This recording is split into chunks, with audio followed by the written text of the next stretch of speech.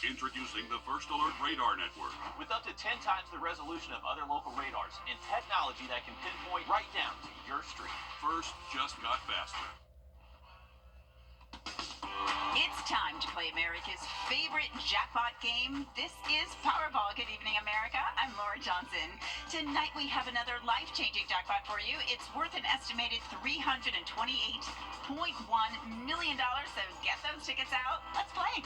That first number up is 35. Followed by the number 14.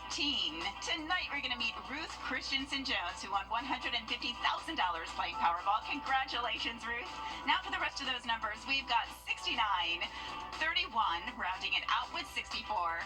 Your Powerball number tonight, good luck everyone, is 23, and your Power Play multiplier is 2. Let's take a look at those numbers one last time. Remember, there are multiple ways to win. We'll see you back here Monday night. Good night, everyone. Live from Augusta, you're watching News 1226 at 11. Good evening. Happy Saturday. I'm Hallie Turner. Thanks for joining us tonight. If you've been outside, you know it's going to be, well, it's not even going to be, it is cold. So we're going to send things over to our First Alert meteorologist, Emily Acton. And Emily, I know you said it's going to be cold, but this week it might look a lot like it did last week or week before. No, definitely so. Probably even minus a few more degrees for us. So very cold air is expected to push through. We're still tracking a little bit of rainfall as we speak. For the overnight hours, we can expect to see a few light showers pass through. Should be out of our hair, though, by the time most of us are getting out and about for our Sunday. But just know it is going to be a windy Sunday as that cold front, powerful cold front, is going to be pushing through. That's going to bring those wind gusts up to 30, maybe even 35 miles per hour at times. But like I said, that is due to a cold front pushing through. That's going to bring dangerously cold temperatures to our area. So we've issued a first alert Tuesday and Wednesday. Wind chill could make us feel like the single digits. We are expecting 12 plus hours of us below freezing. So bursting pipes are definitely a strong possibility for us. And we're going to have that chance for some wintry mix moving into our area, looking pretty decent for that chance of snowfall really for the greater part of the CSRA, and then that wintry mix as you get a little bit closer to the coast. But overall, I think that we'll get anywhere from 2 to 4 inches of snowfall across the CSRA. So we have a decent snow event moving into our area. So make sure that you are making any preparations you need for your house, for your loved ones, for your pets. Go ahead and get that done this weekend. And with its cold temperatures, Augusta has heating shelters that are open again during extreme weather like what we're going to see this week. Places you can go include the Carrie May Center, Blythe Center, McBean Center, Sand Hills, and Diamond Lakes Regional Park. Now, some hours vary with some closing at 8 o'clock, but for that complete list, go to augustageorgia.gov and search heating and cooling. Again, that's augustaga.gov, and go ahead and search heating and cooling. Now, tomorrow, starting at 7 a.m. in the morning, GDOT will start preparing I-20 and I-520 for winter weather. Just a reminder for us all, myself included, to be paying extra attention this week to the roads and give yourself plenty of time to get somewhere. And the Red Cross says they're helping a family in Wagner after a fire this morning on Sandam Road. 4 people are receiving food, shelter, and other resources. On a normal basis, the Red Cross says they respond to around 6 fires a day. And during the winter, they see an increase in home fires by about 30%. And one child is in the hospital after shooting himself with his father's gun. Harlan police officers say on Thursday night they responded to a call on North Fairview Drive about a gunshot victim. When they got there, officers found the child with the gunshot wound. His father, Spencer Johnson, was arrested and charged with cruelty to children. And another person is in custody and has been charged in connection to a deadly shooting in Sparta. Sparta police say 20-year-old Amarion Hunt was arrested in Milledgeville. Hunt and 4 others are charged in connection to the murder of 18-year-old Javen Turner, and all of that happened on January 3rd. And with students back in the classroom after the break, leaders say some may be running low on classroom supplies and necessities. Purvis Huggins Realty partnered with Greater Young Zion Brotherhood to give students the opportunity to restock. They say by the time January rolls around, students are likely out of supplies. I spoke with someone about a year ago, with one of the teachers that I know, and she was telling me that by the time when the school season starts, they have a lot of stuff, a lot of material, but by the time they get to the middle of the year, they're out. Now, in each bag, students were able to restock paper, pencils, notebooks, and other items based on the grade they're in. They even got a haircut and a snack while they were there. The Huggins Group says they plan to do a supply giveaway twice a year. And the clock has stopped for social. And 2 teens are charged after a 13-year-old was found stabbed in a burned-down house. Kanaya Baker was found 20 miles away from where she had been reported missing earlier this week. Columbia police say Baker's cause of death was blunt force trauma. Officers say she was bludgeoned, stabbed, and burned in what they call a horrible homicide. The solicitor's office says they're asking family court to charge the 2 as adults. Well, I'm tracking a few showers as we go into our overnight hours, but very cold air is moving in late Sunday and for your work week. Dangerously cold temperatures. I'll tell you more about that after the break. And have you ever wondered how airports are able to get planes in the air so smoothly? We'll show you the behind the scenes coming up next. Help us feed hungry children. Our goal is to feed 2 million meals to hungry children this year, and you can help us when you round up at Parker's Kitchen. We're going to match 25% of your donation. 730-44. Well, we're getting a behind-the-scenes look at the well-choreographed dance that Delta Airlines does to get the planes in the air. Tracy Hutchins reports from Atlanta. You ready to go? With smiles on faces, it's time to shine. Thank you. Before you ever step on board, a well-choreographed dance has already begun. It takes a team to get these Delta jets in the air on time. To see how it's done, Atlanta's hometown airline gave us behind-the-scenes access. Delta is ramping up for its biggest year yet, 968 daily flights out of the world's busiest airport. You have fueling, you have catering, you have laboratory waste. Everyone is here to do a job in a timely manner. On the tarmac, crews can have as little as 60 minutes between arrival and the next departure. Getting your bags on board is a priority. When they look out the window, we wasn't on the no time. We take care of their bags. We want to make sure they put on the right weight, the safe weight, the correct weight. Whether it's below wing or above it, everyone has a part to play. There's our company down here. Delta's Red Coats, elite customer service agents, break it down by the numbers. Delta alone, we have over 100,000 workers. But Atlanta has a huge part of that number. Flight attendants is over 3,000 of them. Ramp above wing, we're pushing over 5,000. And so it takes a lot to move this airline to this airport. Flight control, Rupa.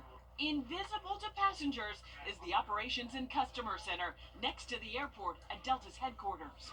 Inside this massive room, employees from 35 departments work together, managing everything that impacts you as a passenger. From coordinating flight crews to your snacks and drinks, to communicating with other airports and maintenance technicians.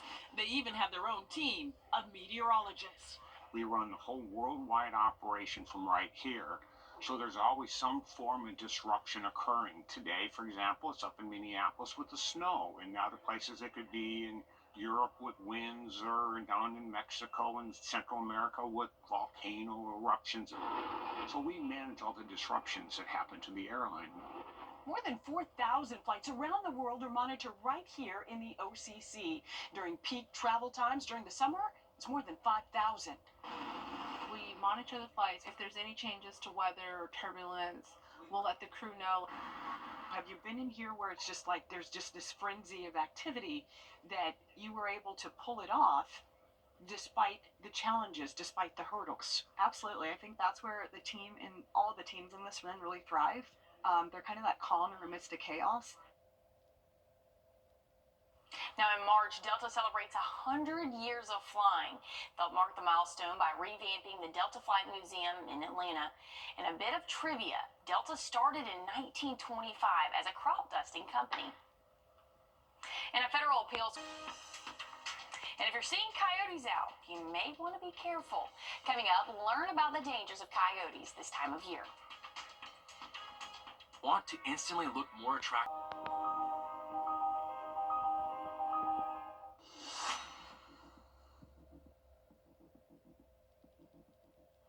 Well, hey, from the looks of it, it looks like this week's weather is going to be brutal. GDOT is prepping the roads. It's time to get the warm jackets and hot hands ready. And Emily, what else should people do to be prepared? Covering up those pipes, definitely a good thing. Go ahead and getting some food, medication refilled. Go ahead and just preparing to maybe stay indoors for a couple of days. That's definitely the best advice that I can give you right now. I went ahead and went grocery shopping this evening. There was still a good amount of groceries out there, so no need to panic, but just being prepared is the best thing you can do because we are expecting dangerously cold temperatures. That's why we've issued this first alert for us here. All counties in the CSRA can expect to see dangerously cold temperatures for us. Those feel like temperatures could be in the single digits for your Tuesday, Wednesday, even into Thursday as well. We can expect 12 plus hours of us being below freezing, so that is very detrimental to any exposed pipes, any pipes that are outdoors. So definitely make sure that you are getting prepared for this now before it gets into our area. Something I am tracking at the moment right now is a couple of light showers, light to moderate showers for us, passing through the central part of the CSRA. We might see a few more showers overnight tonight, but by the time we start tomorrow morning, we'll be dry, and we'll actually see our high temperature early tomorrow morning, right around that 55-degree mark, and we'll only see that until around noon, and then that cold air is going to be pushing through, and it is packing a punch for us. We can expect to see temperatures drop into the 40s, 30s, and then 20s late overnight tomorrow night, so a very cold second half of our Sunday. But with that front, we can expect to see strong wind gusts, anywhere from 30 to 35 miles per hour at times, so very windy for your Sunday. So make sure if you are doing any of those preparations, you're just staying aware that it is going to be a little bit windy out there. Now, this is what everybody's been talking about. Everybody wants to know. This is where we're getting into that precip for us. Monday, we might warm up if we're lucky to right around that 40-degree mark for us, but as we go throughout the overnight hours, we'll drop off into the low 20s. Those showers, snow showers, will start to move across the southeast. Once we get into Tuesday, I think that we'll still be in those middle 30s for us. That snow is going to be moving in, so yes, snow for a good portion of the CSRA, if not all of us here, and then there's a little bit of wintry mix as you get a little bit closer to the coast for us. But expect anywhere from 2 to maybe 3 inches. Some spots could possibly see 4, but we'll nail down those totals a little bit closer to time. That snowfall is going to stop, though, by the time the sun rises Wednesday, but we're still going to deal with the effects of it because we will be below freezing for most of the day Wednesday. Maybe a short hour or two we might get above freezing, but we'll refreeze over Wednesday night into Thursday. So hazardous travel Wednesday and Thursday, so go ahead and be prepared for that. Here's those snowfall totals.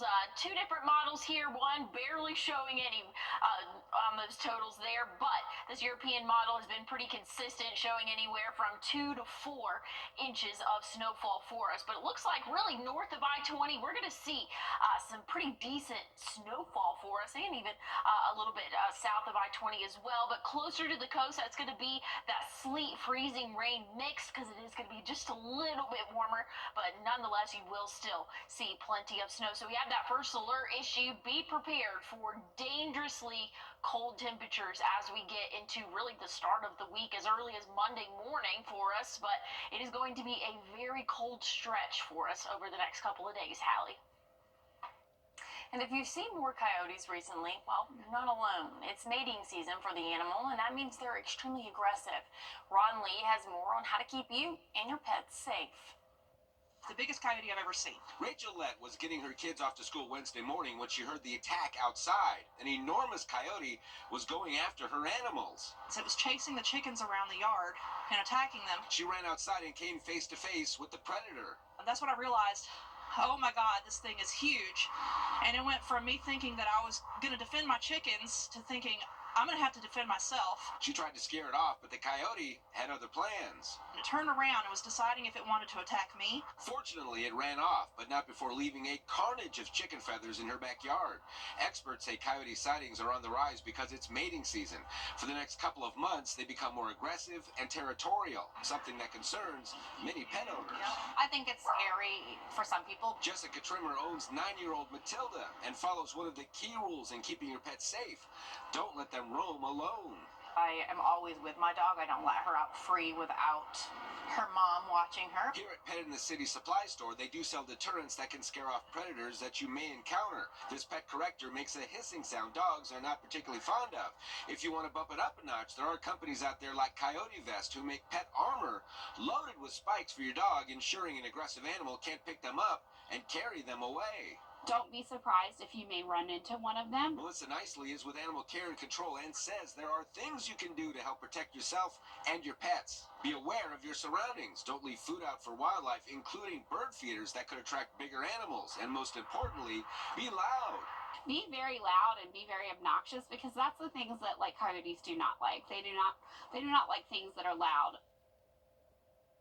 And while it isn't illegal to shoot a coyote, Georgia law says you cannot shoot a gun within 50 yards of a public highway. And before we head to break, here's a quick look at the Latin American Amateur Championship leaderboard. Rounding things out is 16 under and one shot clear of the rest of the field. Justin Hastings has secured himself a spot for the 89th Masters Tournament in April. And hey, as we head to break, here's a live look at Denver and your winning lottery numbers.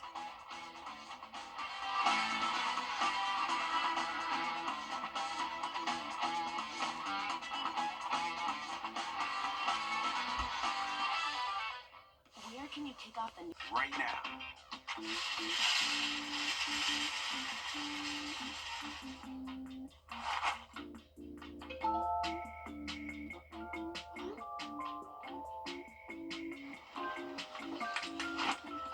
I think you're gonna need this.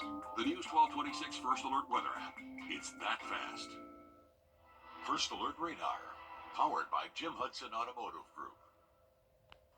And a 4-year-old, Rory, was born with congenital heart disease. And during his medical journey, he's watched his favorite Disney movies over and over. So it was no surprise when the Make-A-Wish Foundation asked, and he chose meeting his favorite Disney characters as his wish. He got the special news at a surprise celebration, and there was excitement all around. It was awesome. Yeah, I don't think he was expecting like a huge thing. We told him we were going to a party. We didn't say what it was for or anything. We walked in and he saw like a picture of like a bowling pin, and he just stopped. He was like, I want to do that. I was like, great, we're gonna do that, let's go. Make-A-Wish says Rory has already undergone multiple surgeries and is currently on a transplant list waiting for a new heart. It's kind of sweet. No, that is a very sweet story there. Hey, we had a little bit of rainfall for our area today. We're going to see a little bit more overnight tonight, but looking mostly dry for your Sunday. I'll have a final check on your forecast coming up. The Wilson family has been heating on. Well, be prepared for a few isolated showers overnight tonight. Very windy conditions for your Sunday. Wind gusts up to 30, 35 miles per hour at times. Then we're going to have that big cool down for us as that cold front pushes through our area Monday morning. 23 for that low, only warming up to right around 40.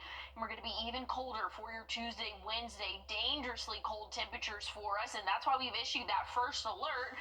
We're going to see some wintry precip as we go throughout the second half of the day, Tuesday, and really late overnight into early Wednesday morning. So just stay here. This forecast is fluid and changing, but we'll keep giving you updates.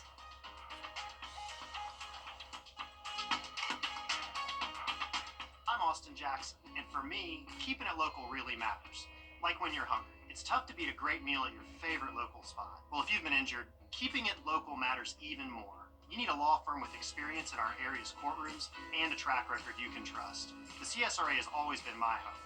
People know my law firm for work in the community as well as for our life-changing results. That's local experience you can count on. If you've been injured, call Austin Jackson, the Augusta guy, 706-724-7224.